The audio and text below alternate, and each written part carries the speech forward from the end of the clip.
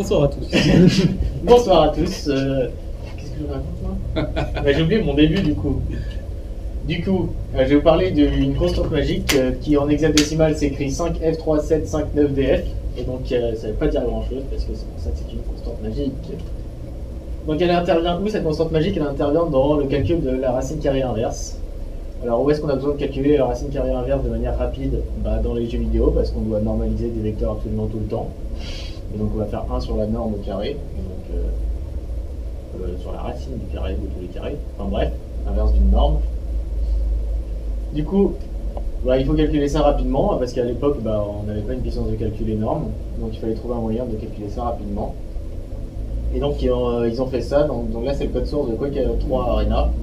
Et donc c'est la méthode de calcul pour calculer l'inverse de cette racine carrée. Alors il faut savoir que pour calculer ça, on va utiliser la méthode de Newton, qui converge plutôt rapidement. Et donc c'est ce qu'on voit en fait dans les deux dernières lignes. Donc en fait c'est l'application de la méthode de Newton une fois. Donc on fait une itération. Et en commentaire elle dit la deuxième itération ça sert à rien. Mais on est suffisamment proche, ça sert à rien. Alors, on va faire un petit peu de rappel sur la représentation des nombres dans un ordinateur. Donc je vais aller normalement assez vite parce que tout le monde ici sait à quoi qu'est-ce qu'il y a dans une machine. Donc un flottant c'est 2 puissance l'exposant fois 1 plus la mantis. Donc l'exposant il a un biais, on va l'appeler grand B. Donc si c'est du 32 bits, le biais il vaut 127. Donc si on considère que le nombre qu'on a sous les yeux, donc là il faut savoir que dans le rectangle gris il y a des 0 et des 1. Si on considère que ça c'est un entier, en fait ça c'est écrit grand M, donc la mantis considérée comme un entier, plus L fois E, et donc L c'est une constante, en fait tu prends compte qu'il y a des nombres dans la mantis, donc il faut les décaler de 2 puissance 23. Alors, comment calcule-t-on 1 sur racine de x? Donc là on va faire un petit peu de maths. Il va falloir s'accrocher, ça va être dur. Donc nous on va chercher à calculer y égale 1 sur racine de x. Personne n'aime les racines, donc on va passer au logarithme. Donc la racine ça nous donne un moins 1,5. Et donc si on écrit x et y avec leur représentation, donc en flottant qu'on a vu juste là, x égale 2 puissance l'exposant fois 1 plus la mantis, et qu'on utilise les gentilles propriétés du logarithme, on va finir par avoir à gauche le logarithme de 1 plus la mantis de y plus son exposant, et à droite moins 1,5, donc du fait de la racine, et pareil le log de 1 plus la mantis plus l'exposant. Après on va faire une petite approximation du logarithme en disant que 1 plus la mantis c'est 1 plus quelque chose qui est proche de 0. Mais c'est pas vraiment DL, alors on va rajouter une petite constante pour corriger ça, parce que c'est pas tout à fait 0. Donc les petites constantes, on va l'appeler sigma. Donc à gauche, donc sans le logarithme, on obtient la mantis plus une petite constante plus l'exposant, est à peu près à moins 1,5 de notre mantis plus la constante plus l'exposant. Et là où ça va devenir dur, c'est que le nombre qu'on a là, on va maintenant le considérer comme un entier. Et donc pour rappel, notre mantis, on considère que votre nombre flottant que vous avez sous la main, en fait vous avez des conversions qui se font avec E égale la représentation entière de l'exposant moins le biais, et grand M sur L qu'on avait vu juste avant. Alors est-ce que c'est clair ou est-ce que j'ai besoin de remettre ces constantes qui correspondent à quoi? C'est ok?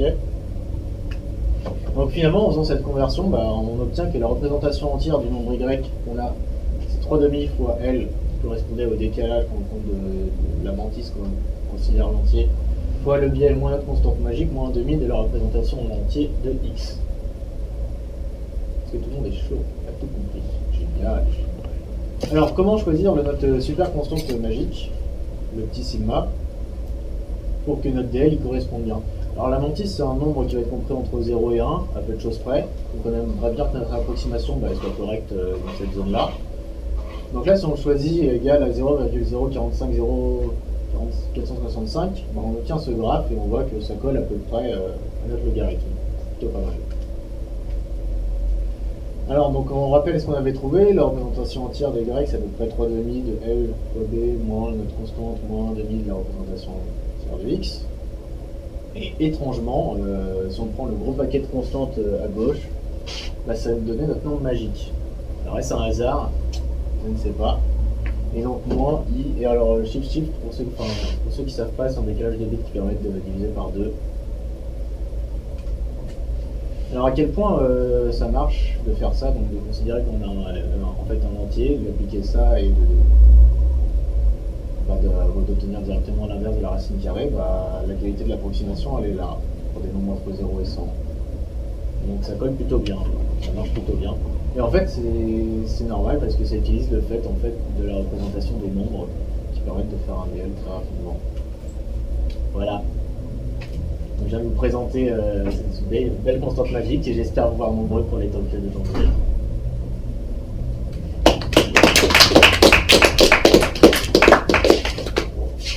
Est-ce que vous avez des questions ou je suis parti mais peut-être des questions? Moi j'ai une question. Ouais, j'ai pas précisé l'année, ouais, je sais, je suis désolé. Non, c'est pas ça. Du coup, le petit hack de se dire que on peut, en passant par la perte d'informations induite par la représentation dans la machine, qui fait que du coup on peut approximer, enfin calculer. En fait, c'est pas par la perte d'informations qu'on va plus vite. C'est en fait comme tu stockes tes nombres avec un exposant. Bah, c'est super facile, je peux te dire que c'est super facile en fait de faire 2 puissance E à la racine. Oui, non, c'est ça qui va. Accessoirement, c'est pour ça que ça s'appelle une virgule flottante. Ce que je voulais demander, c'était est-ce que ça a été étudié, est-ce qu'on a un framework général pour dire pour n'importe quelle fonction, est-ce qu'on peut faire ce genre de choses? Ou est-ce que c'est un gros coup de chance?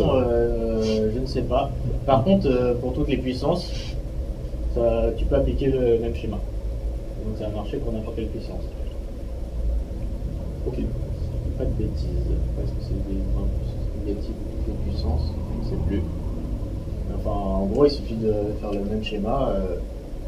La puissance, tu vas la passer au log, tu vas avoir le moins 1,5. Tes constantes, ils ne vont pas changer si tu es toujours sur des trompes de bits. Et du coup, ton moins 1,5 ne va pas bouger, ton 3,5 va bouger. Donc à part ces deux constantes-là qui vont bouger, si tu changes ta puissance, ça va marcher. Ok, merci. Ça doit être I3E 754 au passage. Ouais, exactement. C'est pas ce qui est écrit sur ton slide.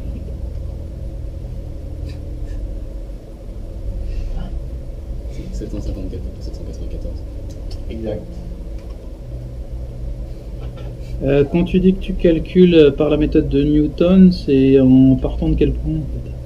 Donc en fait, l'approximation que je viens de présenter, Ouais. enfin c'est pas moi qui l'ai fait, c'est dans le code source, et après ils repartent de là et ils font une itération de la méthode de Newton, qui est la ligne qui est là. Donc à partir de là, on a la transformation. Ah ok, d'accord. Et on fait une itération pour avoir une approximation, pour corriger. Et donc finalement, la méthode que tu viens de présenter, c'est elle qui sert à faire le point initial en fait. Exactement. D'accord.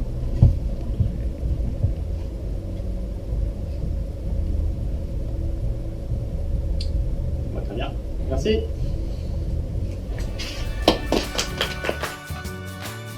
Va voir nos autres vidéos si tu veux débuter la programmation, clique juste à gauche. Si tu veux découvrir le merveilleux univers de Linux, clique juste à droite.